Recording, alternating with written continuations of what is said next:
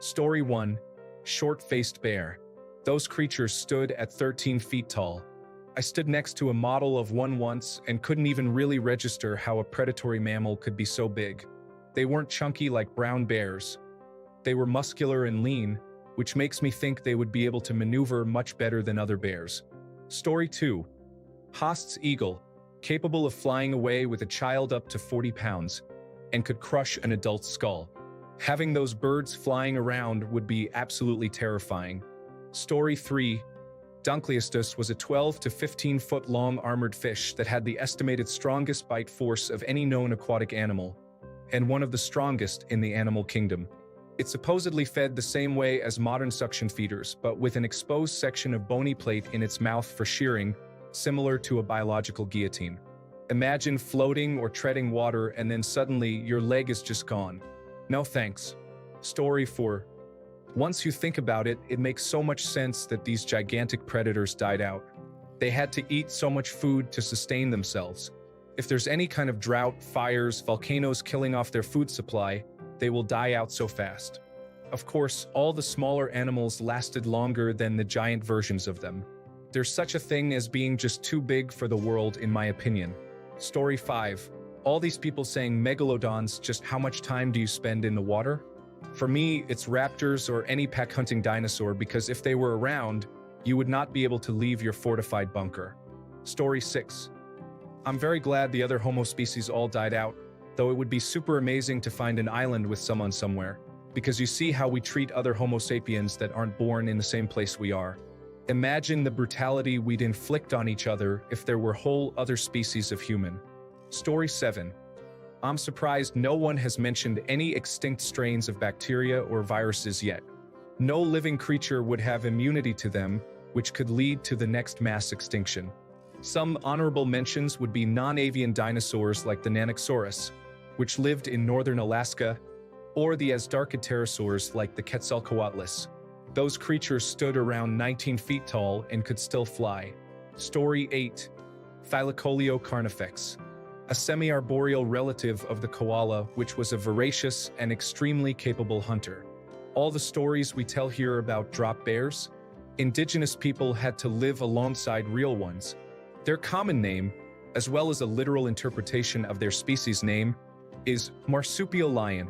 Not to mention territorial wombats the size of cars, Diprotodon, members of the terror bird family, goannas about 3 or 4 times the size of Komodo dragons, Megalania, and a variety of snakes that were about the length of anacondas but quite a bit thicker.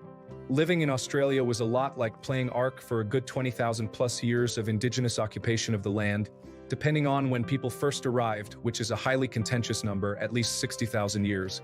Many archaeologists believe that the dreaming stories of the rainbow serpent, along with some of the other dreaming stories about weird and wonderful mythological creatures, were actually about big, remarkable megafauna that have since gone extinct. Story 9. I feel like nothing that has existed is that much worse than what we have now. For example, yes, a saber-toothed tiger sounds scary with its long canine teeth, but would getting mauled by that be any different than getting mauled by a regular tiger? You're dead either way. Story 10. Eurypterids. Imagine having to worry about 8-foot-long water scorpion creatures.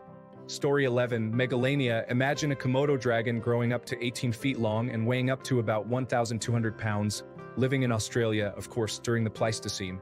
Worse, ancient Aboriginal Australians may have encountered them. Story 12. The Argentavis had a 20-foot wingspan, resembling a massive condor or eagle-like predatory bird. I'm not sure if it was big enough to carry away a full-grown human, but anyone I imagine 14 or younger would be in trouble if this thing was hungry. It could definitely swoop down and probably kill an adult human. I'm glad there's not an animal in the sky that could hunt humans, excluding babies, I guess, though I'm sure that doesn't happen often. Story 13. Homo habilis and Homo erectus may or may not have indulged in eating our flavor of human. Saw a show that said, like wolves with hand axes. So yeah, maybe them being gone is okay. Story 14.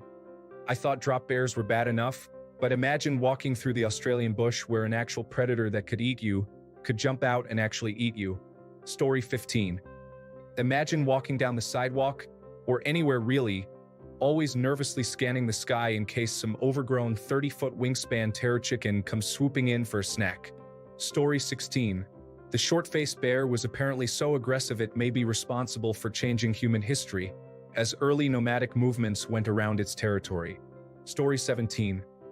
Unfortunately, the dodo, we all know very well they would be as popular as cats and dogs and be subjected to horrible situations that my little man doesn't deserve. Also, those large rodents that dig huge holes underground. Story 18. There is some research that theorizes the sounds of nails scraping against a chalkboard might cause such universal distress in primates because it resembles some long-lost predator. Imagine how terrifying that thing was if thousands of years after its extinction, its prey still has a physical reaction to something that sounded like it. Story 19. Therizinosaurus was the only plant-eating theropod, the same category as T-Rex and Allosaurus, but it wasn't any less terrifying. It stood 4 to 5 meters tall, and its claws were half a meter long each.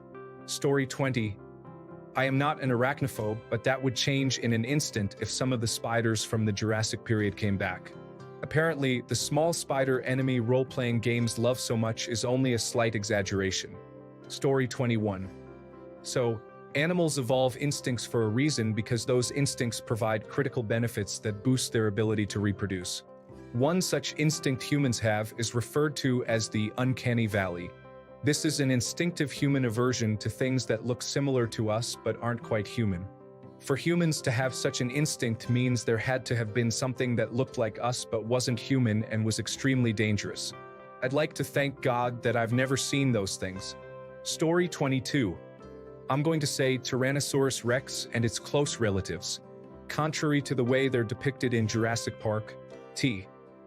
Rex had scarily good senses, which makes more sense due to it being a predatory animal. Humans would stand no chance against one, so it's probably for the better that they aren't here to snack on us.